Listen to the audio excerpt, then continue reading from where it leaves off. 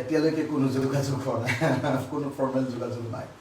কংগ্ৰেছৰ তৰফৰ পৰা মিত্ৰতা সন্দৰ্ভত এতিয়ালৈকে আমাৰ লগত কোনো ধৰণৰ ফৰ্মেল যোগাযোগ কৰা নাই।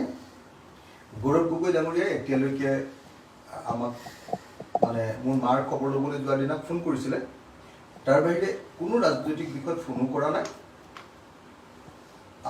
আমি বিভিন্ন ধৰণে যোগাযোগ কৰি আছোঁ বা তেখেতসকলৰো কিছুমান মানুহে আমাৰ লগত যোগাযোগ কৰি আছে, কিন্তু এতিয়ালৈকে ফৰ্মেলি বিৰোধী ঐক্যবদ্ধ কৰিবৰ কাৰণে 2026 যাতে আমি বিজেপিক ঘূৰাব পাৰোঁ, তাৰ কাৰণে কংগ্ৰেছ আৰু ৰাইজৰ দল বিশেষভাৱে এই দুটা দল একলগ হ'বৰ কাৰণে যি ধৰণৰ আনুষ্ঠানিক আলোচনা আৰম্ভ হ'ব লাগিছিলে এতিয়ালৈকে আলোচনা হোৱা নাই। সময় গৈ আছে, বিলম্ব হৈছে, দেৰি হৈছে, কিন্তু সোনকালে হ'লে ভাল আছিলে। আমি আশা কৰি ৰৈ আছোঁ যে কংগ্ৰেছৰ তৰফৰ পৰা আমাৰ পিনৰ পৰা সকলো ধৰণৰ মানে জেচাৰ দেখুৱাই থকা হৈছে।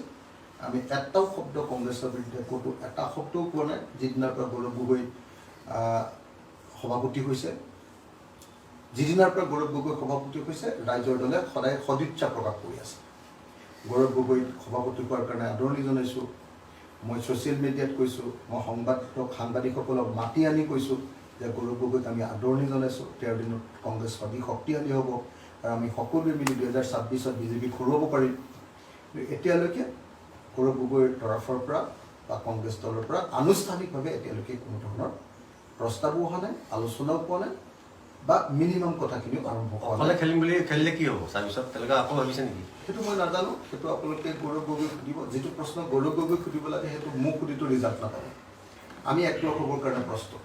যদি কংগ্ৰেছে বিচাৰে আজি যদি কয় আজিয়ে লগ হৈ যাম, কাইলৈ যদি কয় কাইলৈকে কংগ্ৰেছৰ লগত লগ হৈ যাম, পৰহিলৈ যদি কয় পৰহিলৈকে লগ হৈ যাম। কাৰণ আমি এইটো কংগ্ৰেছক ভাল পায় বা কংগ্ৰেছৰ লগ নহ'লে আমি আৰু 26ৰ কাৰণে বিজেপিক ঘূৰাবৰ কাৰণে এলায়েন্স কৰিবৰ কাৰণে আমি প্ৰস্তুত।